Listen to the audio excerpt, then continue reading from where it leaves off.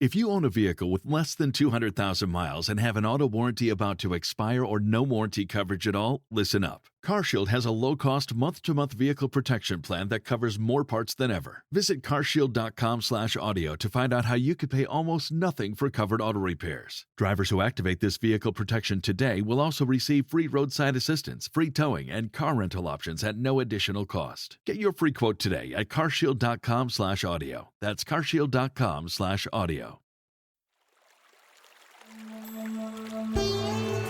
Hi everyone, I'm Deb Flashenberg. Welcome to Yoga, Birth, Babies, a podcast produced by Prenatal Yoga Center. We will be diving into everything prenatal yoga, birth, and baby related, hoping to inspire, educate, and empower you through your journey into motherhood. Thank you for listening. Hi, I'm Deb Flashenberg. I'm your host of Yoga Birth Babies, and we are going to dive into one of my favorite topics. We're going to talk about the pelvic floor. We're going to talk about diastasis. We're going to talk about the physical and emotional body of the pregnant person and the postpartum person. I love this stuff. It has been a passion of mine to help people find balance and support in their body, to have a functional birth, and then to have a supported postpartum recovery. So to have this conversation, I have Patricia Ladis. She is a PT, a CBB, and is a licensed physical therapist and author of Wise Woman's Guide to Your Healthiest Pregnancy and Birth. She's the founder of Wise Body Physical Therapy.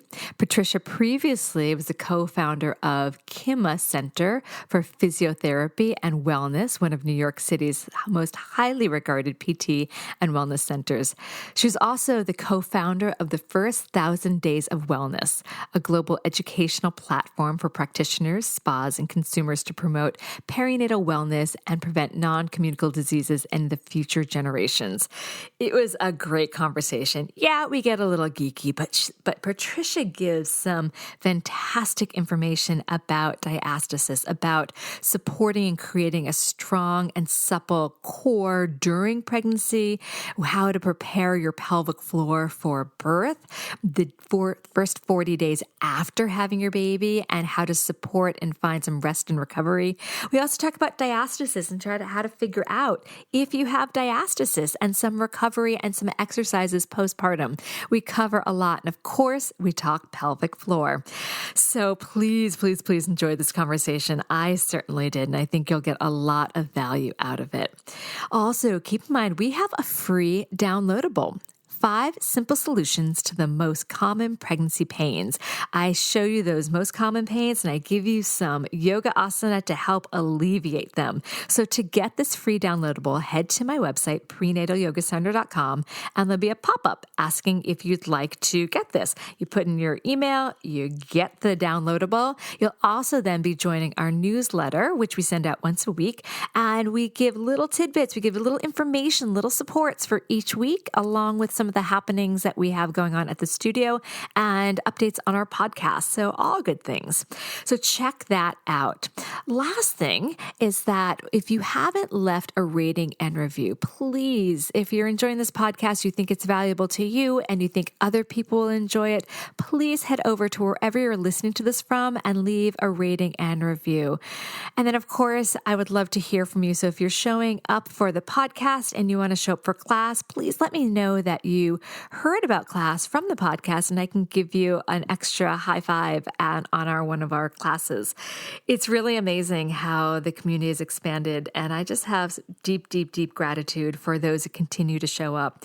And if there is a silver lining from all of this going on, it's that our doors have expanded beyond New York City. And it's really humbling to see how many people continue to show up and support one another. So thank you. And then last thing, if you are interested in any of our online teacher trainings, check that out on our website, prenatalyogacenter.com. We've got a long, in-depth training. We also have a couple of short self-paced trainings. Okay, we're going to take a super quick break. And when we come back, please enjoy my conversation with Patricia. Abule is a brand new platform for 21st century parents based on ancient wisdom. It allows parents to easily and affordably get childcare help, set up learning pods, virtual activities, and pick up drop-off all via barter. It's a complete ecosystem that allows parents to build tribes that they can trust and depend on for a better work-life harmony. And it's launching in New York City now. Check out www.abule.io. That's www.abule.io.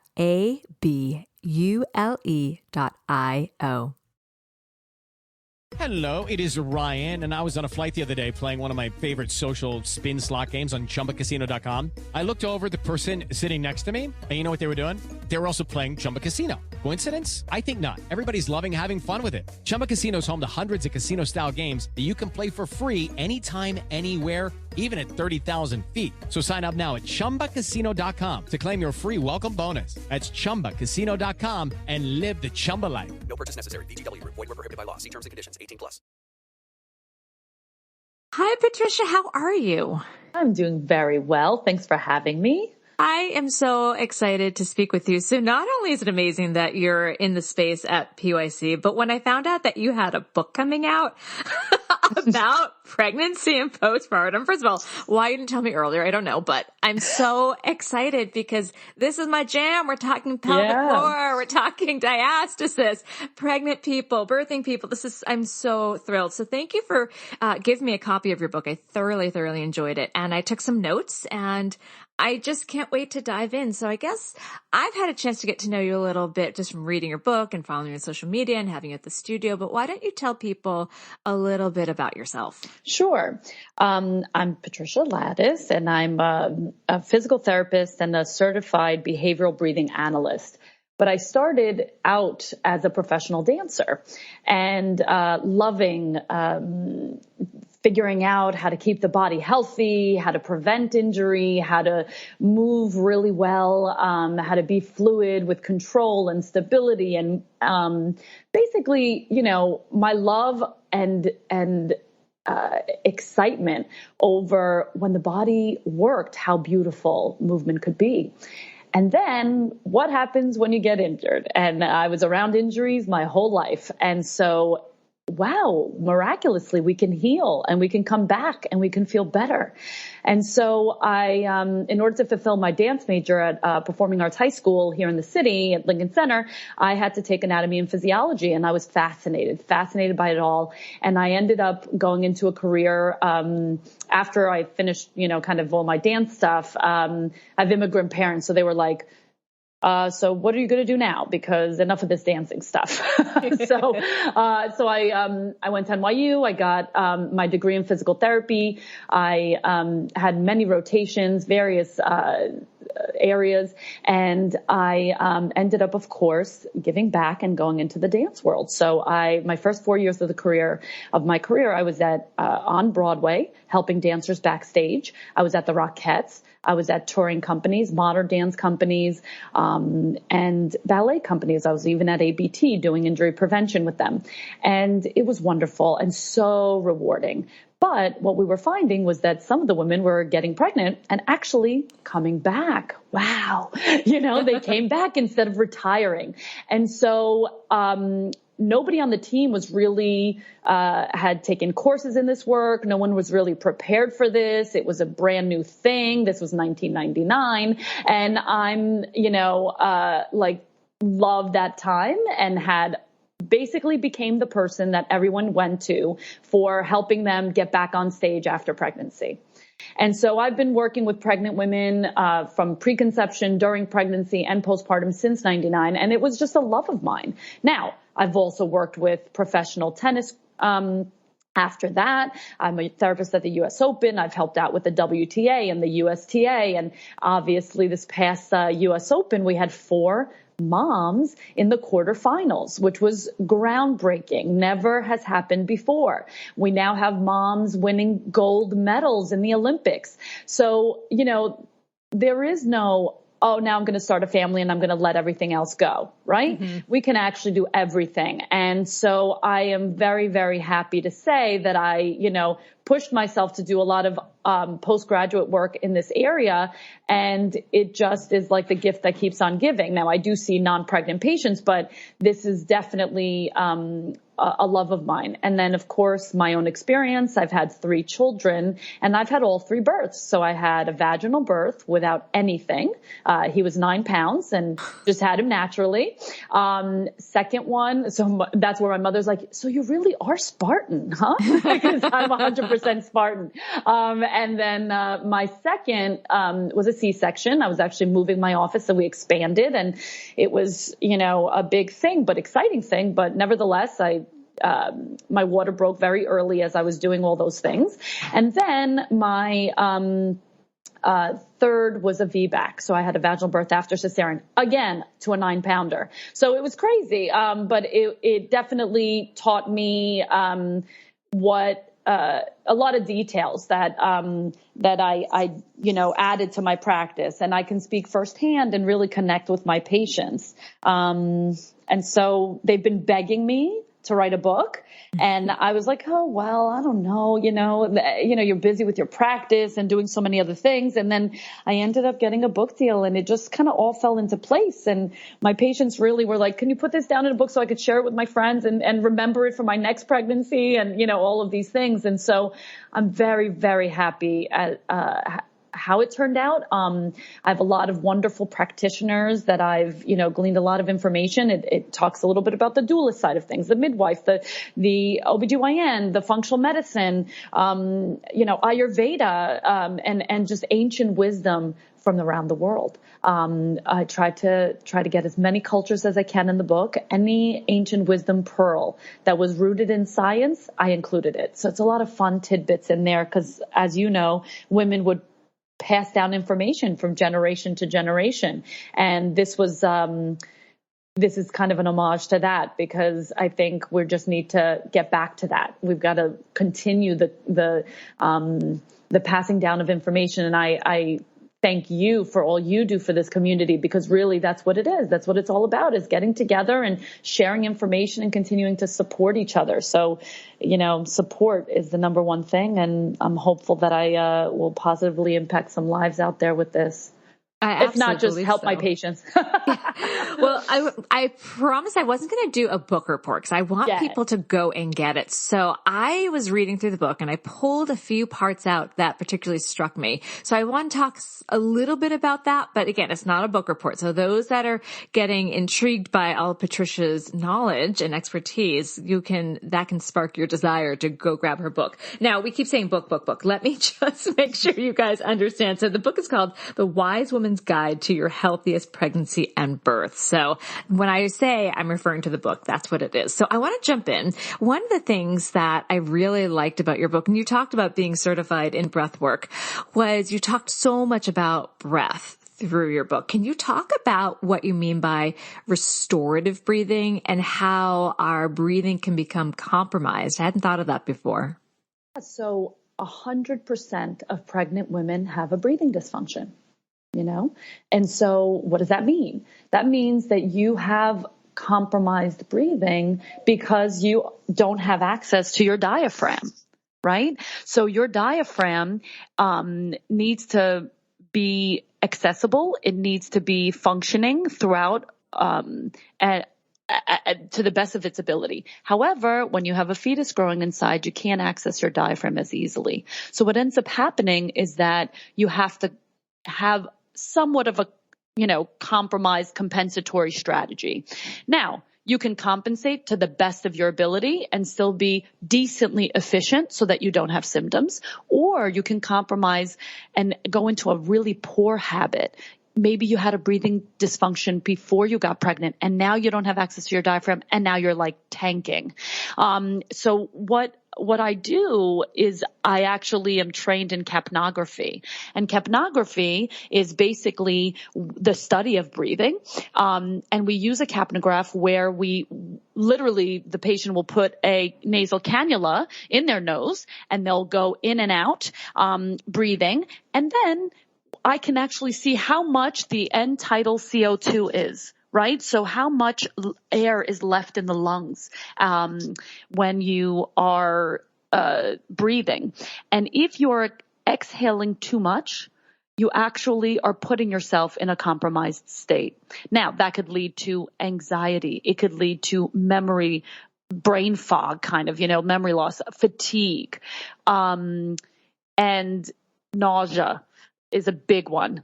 And so what I talk about in the book are certain breathing strategies that are really effective for combating that and getting you to access as much of your diaphragm as you can, because it actually is much more simple than you think. Much more simple than you think. So I want to jump into a question that I hear from my students all the time. They want to hear about diastasis and pelvic floor issues.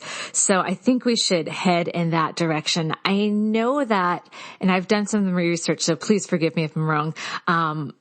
I was researching and I found a video by Diane Lee, who I know you've worked with, and she was saying that 100% of pregnant people are going to have some sort of diastasis. So can we talk a little bit about what is happening to the abdominal wall of a pregnant person and what someone can do during pregnancy to help maintain stability in their core? Yes. So it is true. So diastasis, a lot of people think it's an actual tearing of the muscles, but it's not. It's a stretching. Mm-hmm. And the good news is that, 70% completely resolve on their own. And that again is, proper tone, proper care, and getting back to doing things normally. But ultimately, the stability that has to occur starts all the way from preconception. So, what's your body type like? How do you work out? How do you use your core? Are you one of these people that has a six pack and does, thousands of crunches all day and is really, really tight in their abdomen? Are you one of these people that really never touches a core exercise because you hate them and have really no tone in those two extremes are going to be probably the most problematic, because you're going to want the right in between, that Goldilocks right in between of some buoyancy and suppleness, but good tone as well. Mm-hmm. So how does that happen? Again, why I focus on the breathing, because if your diaphragm's not right, your diaphragm is actually the conductor of your core. If your diaphragm is breathing well, activating correctly and is balanced, then you're going to actually have conductor sitting there, da-na-na, like background music all the time, working your core. Your transversus, which functions with various light, low-grade kind of activities that you're doing, whether it's picking up your computer or, getting your baby or, just walking. This is just activation. So these things, that nice buoyant relationship of having this nice sequence of events occurring even before you get pregnant is key. Having good collagen is probably the number one thing that helps you not have diastasis, persist. So when you have good collagen, and that's just, your genes. So it's, some people, you say, oh, they never exercised a day in their life and they never had any of these issues. Well, it's probably that they had good collagen. So outside of that, what can you do? During pregnancy, you do not want to be stressing that seam. You don't want to be continuing to do your crunches and, a lot of things that would stress that central seam, the linea alba. You want to be doing things that are very deep and working the sides of the pelvis, your glute med, and again, keeping good breath, working all aspects of this cylinder. I like to think about our belly as like, a balloon filled with some sand. Yeah. Mm-hmm. And the top is the diaphragm. The bottom is the pelvic floor, and all around it is your abdominals, and the back is, of course, your spine and some of your deep muscles like the multifidi. All together, you gain tensegrity, which is kind of like, this inherent, like the pressure systems are all aligned and everything is supporting the way that it should, and you can function and do what you can. Now, when you are gaining that belly and engaging that, that baby's getting bigger and bigger, you're getting to the tension point of your ligaments. You're getting all these extra helpers to kind of help you out. So you're going to use some of your core. You're going to use some of your, again, the core is your abdominals, your transversus, your deep multifidi of your spine, the pelvic floor, the diaphragm. All together is really your core. So how we can prevent diastasis is to keep all of those in the best optimized shape as possible. Would you count the psoas and the adductors and abductors in that category of core? I would say they're not technically, but the psoas is a stabilizer of the front of the spine. Yeah. Mm-hmm. And it, is oftentimes kind of like the reins pulling back, right? So they're like, ooh, they get really, really sometimes over elongated and gripping. But it does have a very good stabilizing function for sure. The adductors need to be balanced with the glute med.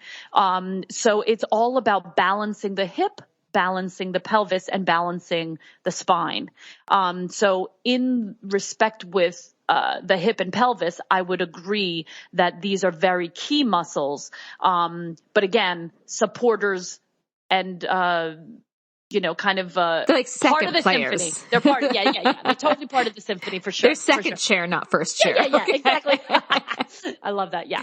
So when we're talking about not overstretching the linea alba, and again, correct me if I'm wrong, but when I start to think about the belly is growing, the linea alba is getting stretched, which it needs to, would it be fair to say that the internal pressure, like the intra-abdominal pressure, adding more to that could be damaging to the linea alba? So I'm thinking like deep back bends where we're really then pushing the uterus against that connective tissue, or twisting. Like, would you be mindful? Like, how would you instruct your clients if they say like, I still want to do these big, deep back bends, my body can? Is it the kind of thing where you'd say, yeah, your body can, but should your body be doing that? Or am I just being oversensitive about back bends?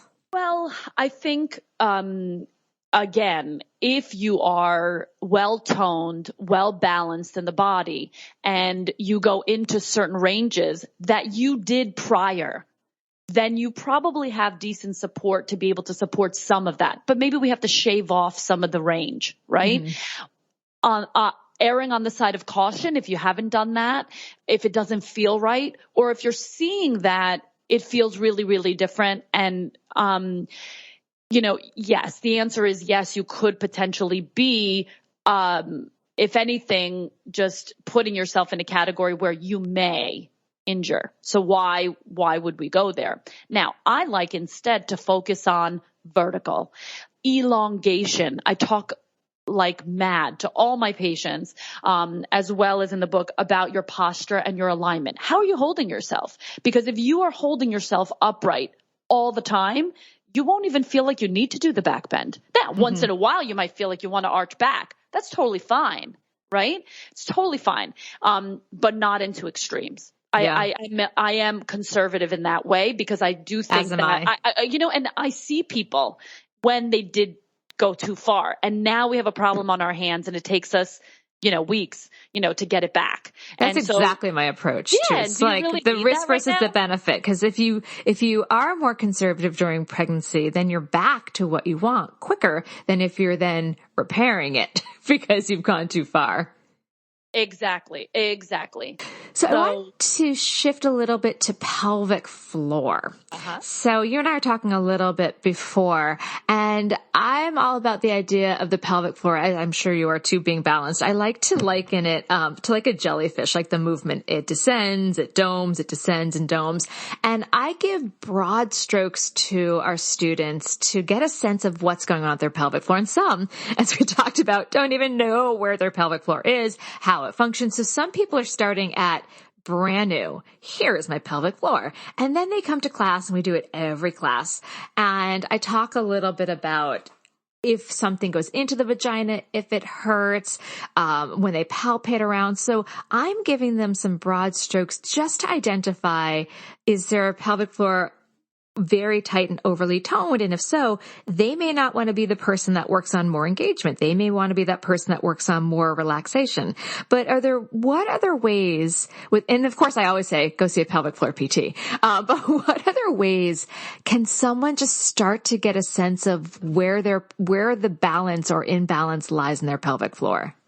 So, one of the key things to point out here is that you may have too much tone in a certain posture or a certain exercise or a certain position or with a certain task, and then be completely fine in others. You can have generally less tone and really need to work on it, or you could have generally more tone and need to work on it. Again, my analogy before about the sand in the belly, sometimes it's the improper functionality at the diaphragm that's actually putting pressure. If you have a really closed, tight diaphragm, and I'm not even talking with pregnancy, it could be just, generally, you're going to be putting a lot of undue pressure to the bottom of that cylinder, right? That balloon that's filled with sand. The sand is going to go to the bottom if you clench it from the top. That's going to put stress and strain and almost push the pelvic floor down and out, right? So the reason behind this could be variant. It could be that, there's some, I look at the pelvic floor as being reactive. So it could be, postures. It could be breathing. It could be the tightness. It could be scarring. It could be a lot of different things. It could be the reproductive organs and different organ shifting. It could be scoliosis. So how do you detect this, right? So let's say you're laying down. You can actually palpate, as you're saying, around the area, going around the sits bone, seeing around the anus. Most of the time, because we sit so much, we have much more tone in the back of the pelvic floor than we do at the front. So there's asymmetry. But when you're just see what happens when I breathe. Do I feel a difference in my pelvic floor, or is it just toned the whole time? When you breathe in, it should kind of relax, right? And when you breathe out, it should kind of rise or get a little bit toned. If that balance isn't happening, then there might be, okay, I gave a lot and I didn't really feel the tone come in. All right, then maybe you need to work on your tone. Sitting upright. Same thing. Sit down, sit on your hand and see what happens when you breathe. Do you feel your sits bones moving, coming together or going apart? That's another way to sense, am I having activity, or is everything just dull, still, and not moving? Do I feel any sort of change in my pelvic floor? Am I always feeling like these two bones are really together and my hand, when I'm pressing around, it's really firm, as if I'm flexing a muscle? Shouldn't be. It should feel very buoyant, like a peach, just like, you could, press into it. And it kind of gives. But when you go into certain postures, I would say to palpate. So you go into your favorite yoga pose, feel what it feels like. Are you tense? Are you toned? Is one side active, the other side not? Is there an imbalance? And it really, I would say, is palpation and getting to know that area. But oftentimes we're quite confused because sometimes you think you feel it, sometimes you don't. And this area is just so important for us to really get good functionality because it can prevent so many problems later and so much angst and so much time that you're going to have to devote to this, because once it's a problem, and we really need to address it. So I'm always with my prevention hat on saying, you know what? It may make sense for you to just get it evaluated, just like, you would go to your physical, every year with your doctor just to, really no problems. You're feeling good. Let me just check and make sure and check up. I just think we should have pelvic floor checkups too. Oh, I know. I absolutely think the pelvic floor is one of those areas that there's so much cultural shame around it. And I get it. There's trauma that happens to people. I 100% get it. And then there's we just don't want to look at it as it's any other muscle in the body. You pull a hamstring, you hurt your shoulder, you're going to attend to that. But the pelvic floor, which is really the foundation of our body, often gets kind of, I don't want to worry about that. I don't want to think about that. Mm-hmm. So I want to we're going to take a quick break. When we come back, I'd love to hear how you work with your pregnant clients to help them have a well-balanced pelvic floor to be ready for birth. We'll be right back. Okay, round two.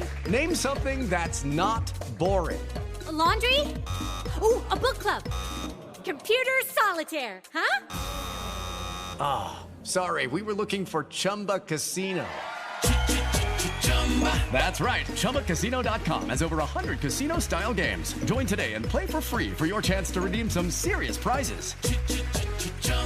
ChumbaCasino.com. No purchase necessary. Void where prohibited by law. 18 plus. Terms and conditions apply. See website for details.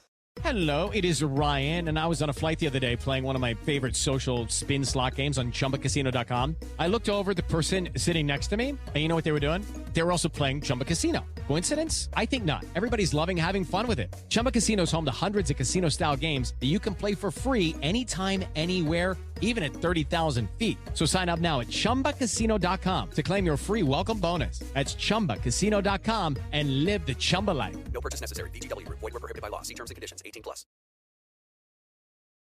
Okay, so you have a pregnant client and they show up and they're saying, all right, I want my pelvic floor to be springy and I think we're like a trampoline, springy and balanced, but it's a little tight or it's a little weak. What are some ways, some exercises that you do to help them have that supple pelvic floor? Because if it's so hard, it's really hard for that baby to descend and rotate and emerge through. So, I would say, again, it's the tissues. I mean, you really, towards the end of your pregnancy, when we do want that baby to come through, right, it's really great to do perineal massage and to actually work on the soft tissues with your hands, and whether it's you or your partner or a pelvic floor therapist, but making sure that we are getting that released and keeping those tissues supple. Now, again, it's all about breathing and having the proper tone to begin with and keeping that well-balanced tone throughout the pregnancy. Some women, depending on where the baby might be sitting, could be sitting awkwardly, could be standing awkwardly, could be shifting more weight to one side of their body or the other. That will immediately shift what's happening at the pelvic floor. So it's all about balancing. And step one is awareness. Check in with yourself. Don't just get through everything you've got on your list for the day and work and, house stuff and your own, maybe self-care needs to be on that list, right? So how am I standing? Am I even on both feet? Where's my thorax? Is it over my belly so that I can still be able to breathe correctly so that I can function in the pelvic floor and the whole core correctly? Certain exercises that are very key, are squatting to the floor. Sadly, I was so upset when Elizabeth Noble passed, but she was a pioneer with this. And she was like, the apple a day keeps the doctor away. She goes 5 squats a day keeps the doctors away.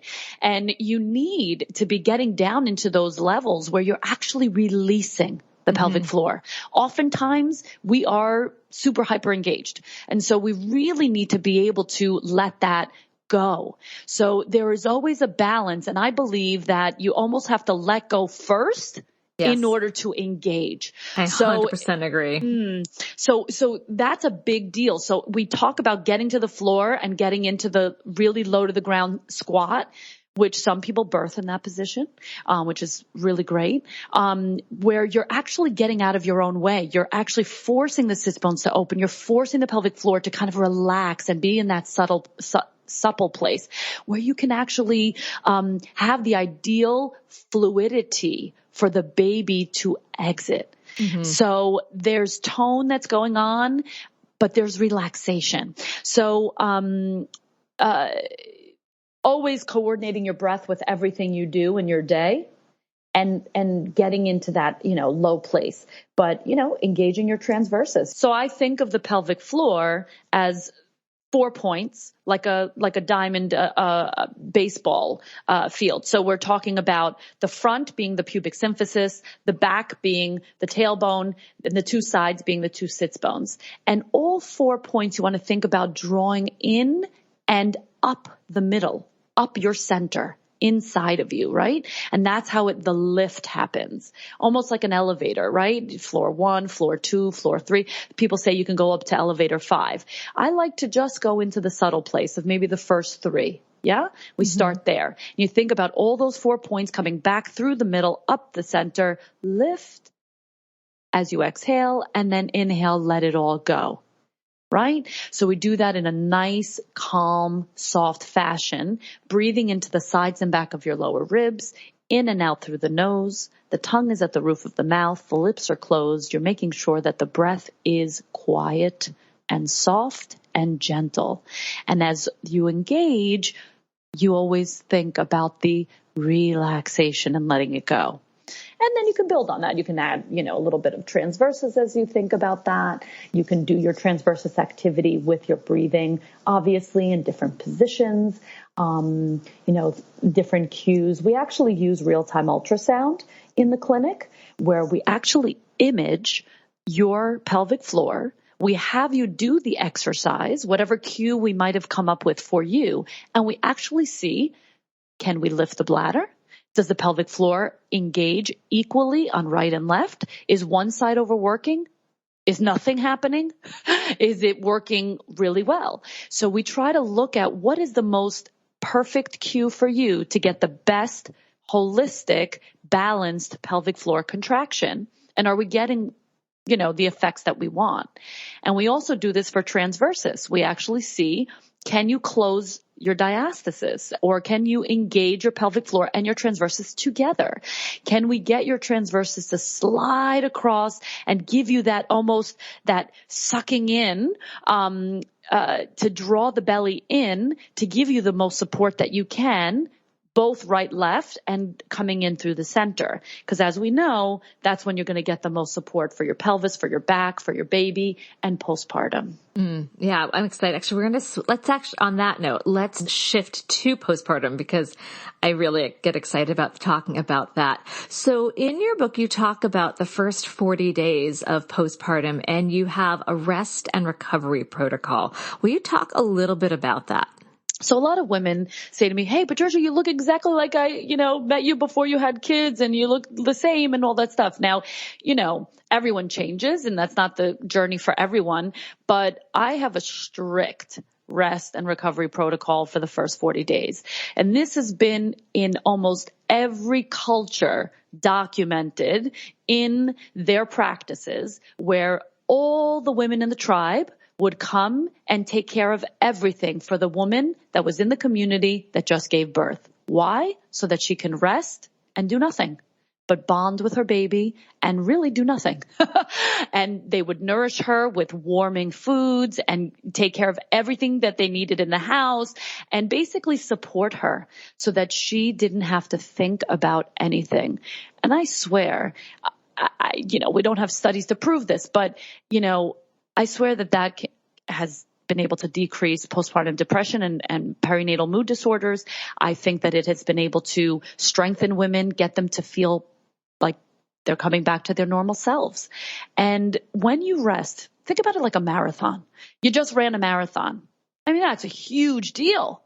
Big deal. The next day, the next 3, 4, maybe a week, you could barely even walk up a stair. You can't even do a step. It's like, you have to rest and recover. You're not going out and running again, right? You're stopping and you're resting. And so if we do too much too soon, similar to the marathon, you might strain something. You might hurt something. You also are actually bringing stress to your body. Your body has gone through so much. Your chakra, your grounding chakra just opened up to let a baby through.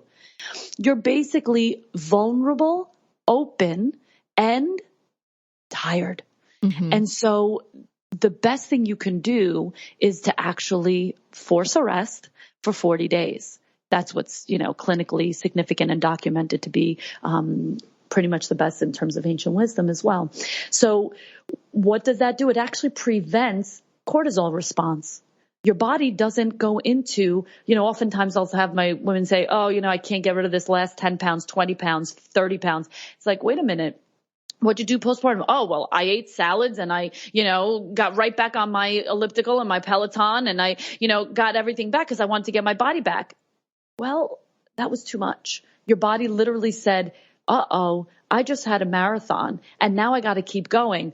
Woof, we're in emergency mode. And it held on to all of that because cortisol will spike, that inflammation, which is not good for you, not good for baby, and will actually decrease your metabolic rate. So you don't want that to happen. So again, prevention. So instead, you want to bask in that now. You have to plan for it in this day and age. I mean, you really do have to plan for it because you don't have a tribe where women are going to know that you're pregnant and that they need, you need their help and they're going to come in their house and help you with everything you need, right? So you got to think about it. I talk about it a lot in third trimester is getting ready, getting your tribe ready, whether that's a meal plan, whether that's a, extra help that you're going to hire or people that you're going to ask for help, friends, family, loved ones, your neighbor, whoever, because then when you do rest, you can recover so much quicker. I totally agree with that. I feel like right now we're not with our families, especially right now with the pandemic, but having that support. And I wish I had done that in my first birth. First of all, it was 2 days long. It was very, very long. And then I got up and I did stuff way too quickly.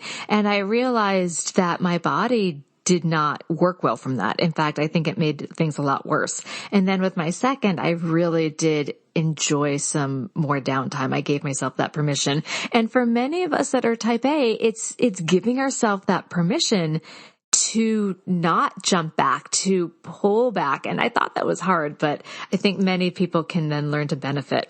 So what are some of the most common issues that you see in your postnatal clients?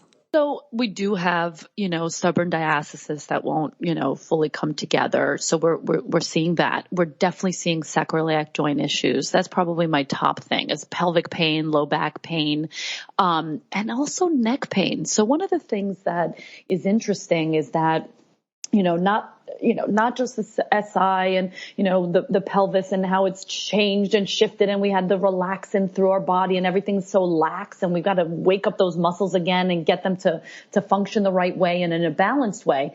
But we also, whether you're breastfeeding or you're not, you're still getting the milk coming in. And you have this ligament, it's called the cardiac ligament. It yokes from the neck around and underneath the breast. And it gets stretched to allow for the milk to be let down and for breastfeeding. And again, whether you're breastfeeding or you're not breastfeeding, this is happening like it or not, right? So what ends up happening is that ligament that actually gets overly stretched tugs on the back of your neck.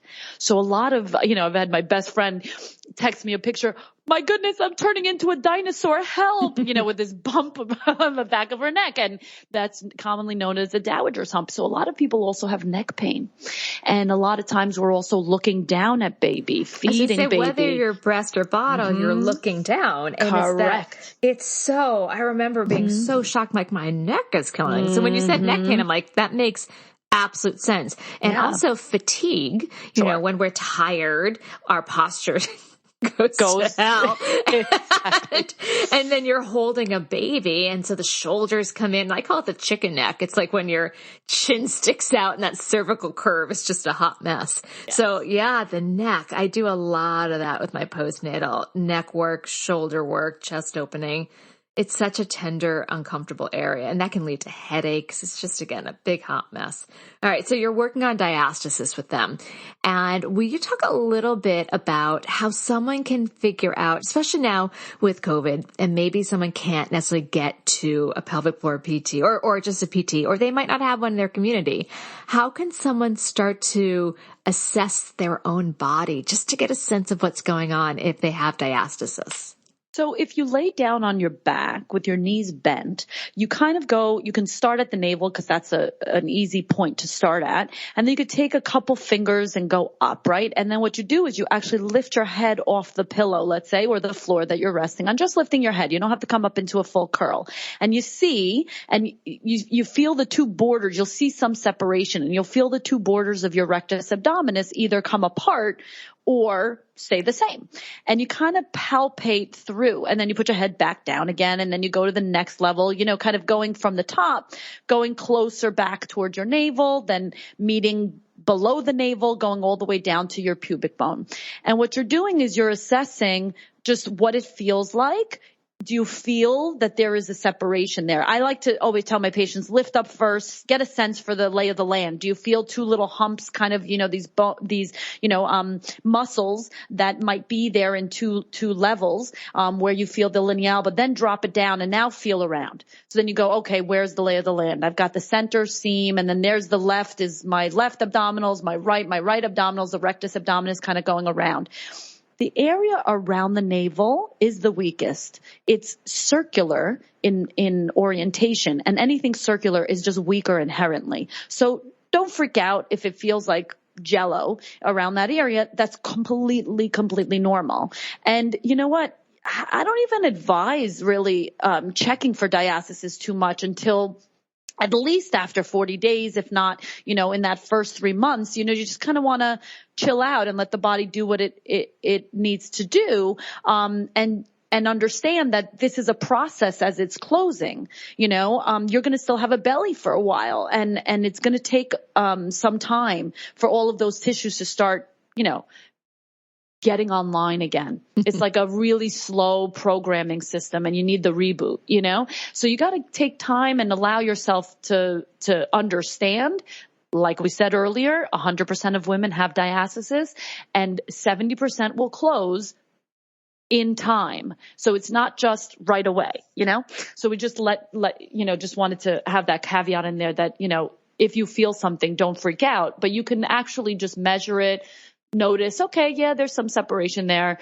But if you feel a sharp, like you can press all the way into your belly, and there's a lot of room there, then that may be grounds for calling someone to get it, looked at earlier. The earlier, the better. Now, going back to just looking at the diastasis, as you're poking through, if you come up, you can actually measure now with your hands horizontal now, so that your fingers are, right and left of each other, kind of, all 4 fingers in a row horizontally, right? The linea is vertically from your ribs to your belly. And so what you're doing now is you're turning your hand from vertical to horizontal, and you're palpating how many fingers fit in that gap between the left abdominals and the right abdominals. And you kind of can sense the measurement there. And so, usually, if you can fit all 4 fingers between, you probably need to get to see somebody. If you fit only like a finger, I would say just keep your eye on it. And if it doesn't close more than that and you want to, then you would need to, get a little hand there. But generally speaking, you should see a progression where it keeps getting, closing further and further naturally as you're breathing correctly, as you're doing good exercises. But the biggest thing is no crunches and no bearing down. If you're constipated and you're doing Valsalva to move your bowels, that's a bad thing, because that can also really distend it. It comes back to that intra-abdominal pressure again, that we're pushing from the inside out. Are you also looking at, or would you instruct someone to also figure, I call it the marshmallow, like the tensile strength, like there might be a bit of a gap, but there's tension underneath their fingers, as opposed to, again, this image of a marshmallow. Like when I used to instruct, I wasn't the one that I would have my students feel for themselves. Because again, I'm not a PT, but I want them to know what they're feeling. And so I'll instruct pretty much the same thing. Bring your head up, feel down. Then I instruct it with engage the pelvic floor. And sometimes you could see the fingers go in like a marshmallow. And sometimes there's some bounce back. So when That's correct. Yes, again, this is my thing. I love this stuff. So when they feel that there's a little bit of a separation, but they've got tone. So that's the next level. Yeah. Exactly. Thank you for bringing me there. So the first step is, okay, is there a little gap there? Right now. So we talk about the separation, but we also talk about depth. So sometimes you may have separation, but you're springing like a springboard there. You could hardly get deep. You know, it's just right there. There's good tone, and it's like a nice trampoline. It's right there. Boom, boom. And you're good. And then there's the other where you can go and sink all the way in. The marshmallow. There's no tone, and there's your marshmallow. I love that. So basically, there are plenty of women that I will see that can't get it to less than, 2, 2.5, or even 3. In terms of width of separation. However, their tone is fantastic and they're completely functional. No pain. They could do their exercises. They look decent and they feel good. Then that's a functioning diastasis. Now, it may not look as pretty as maybe someone that has a completely closed one, but it's functional and it works, right? Now, that tone needs to be there no matter what range of separation you have. If there is no tone and a small separation, that's not good either. Right. Because then you're not really functional. You could have a minor separation, a minor stretch of that linea alba between the left and the right abdominal wall. And you're basically dealing with a poor functionality because you could go right through it because there's no tone there. So that's, where it might look okay for some people, but have no functionality. You're going to end up with symptoms. Whether it's talk difficulty. about that. Yeah, you can have what difficulty, are the symptoms?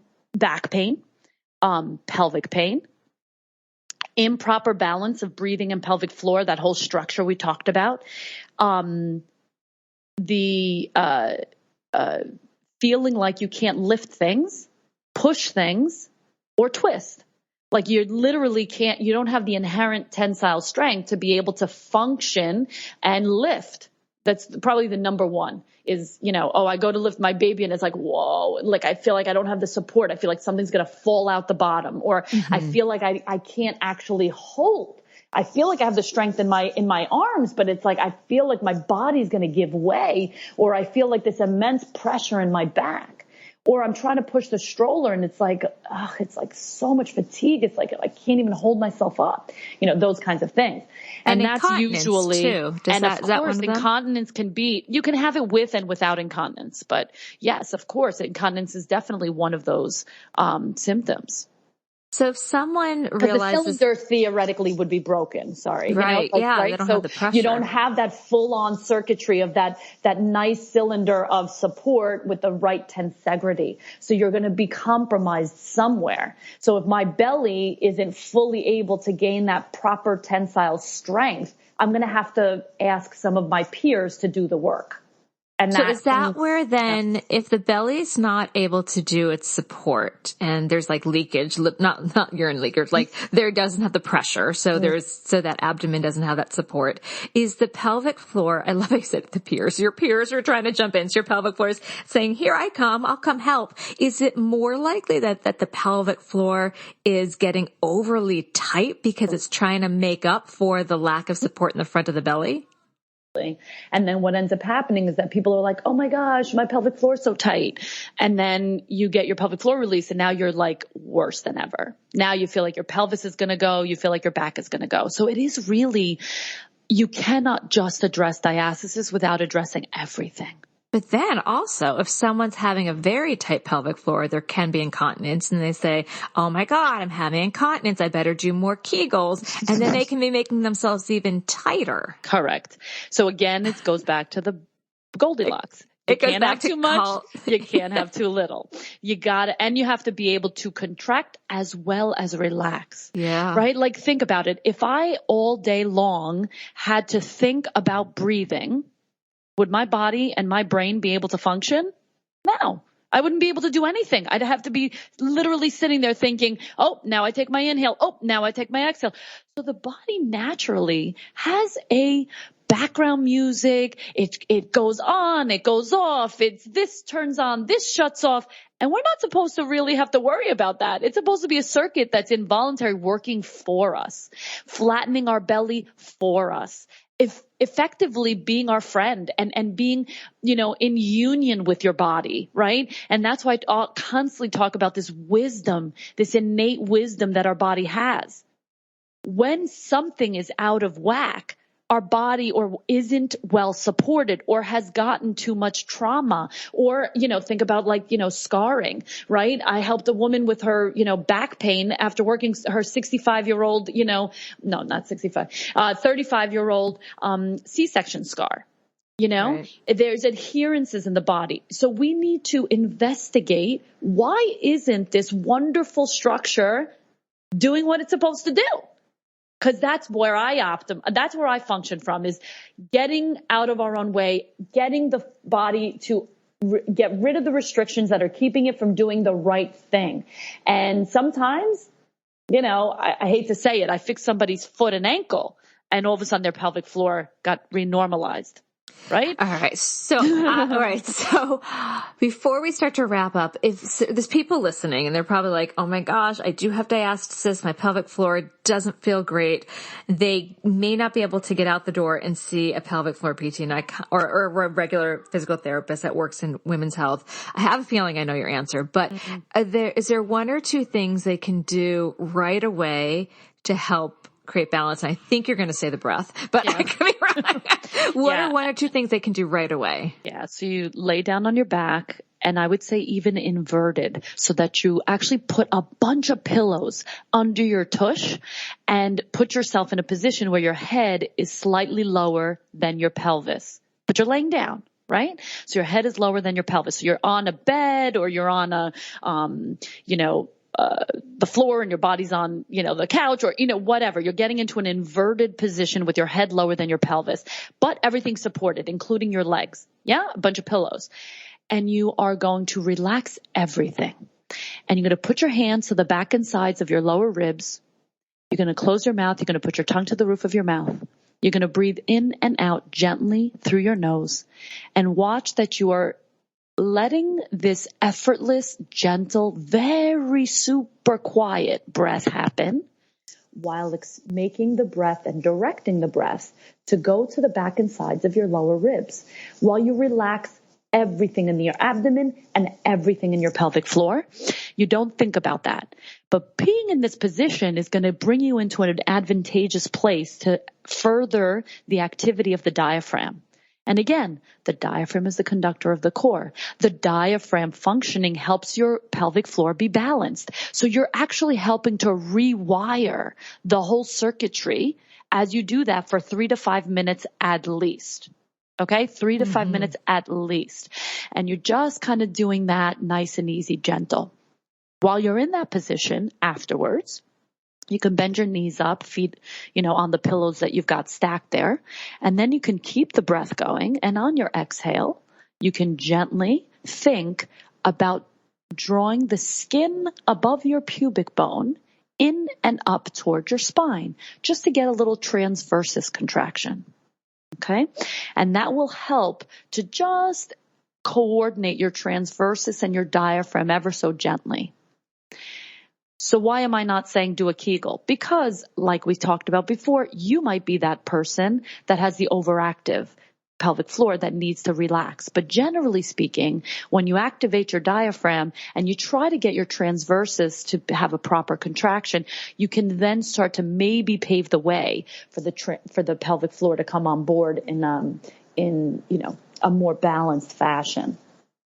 This is so great because I do a lot of this with my postnatal students. I feel very validated. The PT I saw after the birth of my first child, which I will say I was a mess. My pelvic floor was a hot mess. Well, that's why you're doing this empowering, wonderful that's work why that I you're love doing, this work. right? I mean, it really, it's because I was such a wreck that I have this passion to have people have a functional birth, because I learned what it was like to have a very dysfunctional birth. So she had me lift my hips on pillows, and I practiced that. I did it PT twice a day. And then I brought a lot of that into how I teach my postnatal students, and their hips are elevated. And it's a lot about that same thing. So it just makes me so excited to feel like, yes, we're all on board supporting one another. We're going to take one more quick break, and we come back. If you have one tip or piece of advice you'd like to offer new and expectant parents, we'll be right back.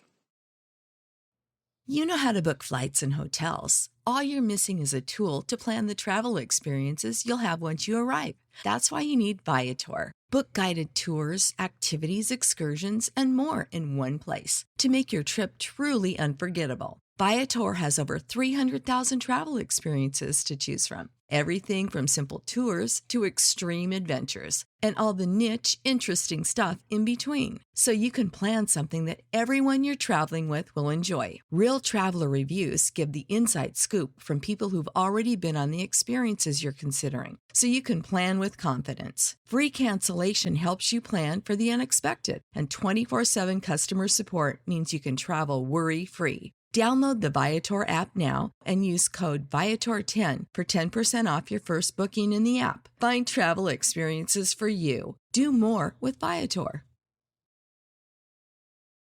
Okay, we are back. What is one final tip or piece of advice you'd like to offer new or expectant parents? I would say that you really do need to embrace this time with joy and excitement. I talk a lot about preconception, the partner's role, and all of the wonderful things that you do to prepare. But you also want to be preparing for that transition towards matrescence, which is becoming a mother and also becoming a father. And I like to go back to, it takes a village to raise a child, and it takes a village because we need support during this time. So my greatest piece of advice that has actually been proven to improve the wellness and the health and the longevity of your baby is for you to get the support that you need. So set that up before, look for, if it's a babysitter or a baby nurse, or it's someone that's going to help you, make sure that person is going to be able to meet your needs. Maybe it's driving. Maybe it's, taking the kids somewhere, your other kids. Maybe it's, having the relationships with the people that are going to serve the various things that you're gonna need to keep your lifestyle going the way that you feel you need, right? Mm-hmm. Is it a half hour that you need a day to yourself? Carving out that time to give back to yourself, because otherwise we're just always overwhelmed. We need that moment. Another thing is having a gratitude practice. Be thankful for things, that you do in your day. I have this ritual that we do with, the wonderful Buddha Girl bracelets where, you put on the bracelet, you set an intention for the day, you take the bracelet off, you give gratitude for something, that might have happened that day. And, you don't want to lose that practice.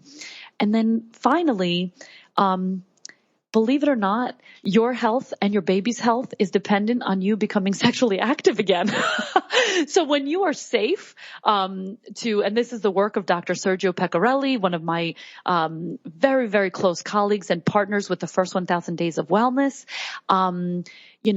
getting back to sexual activity actually helps your health, your partner's health, and your baby's health.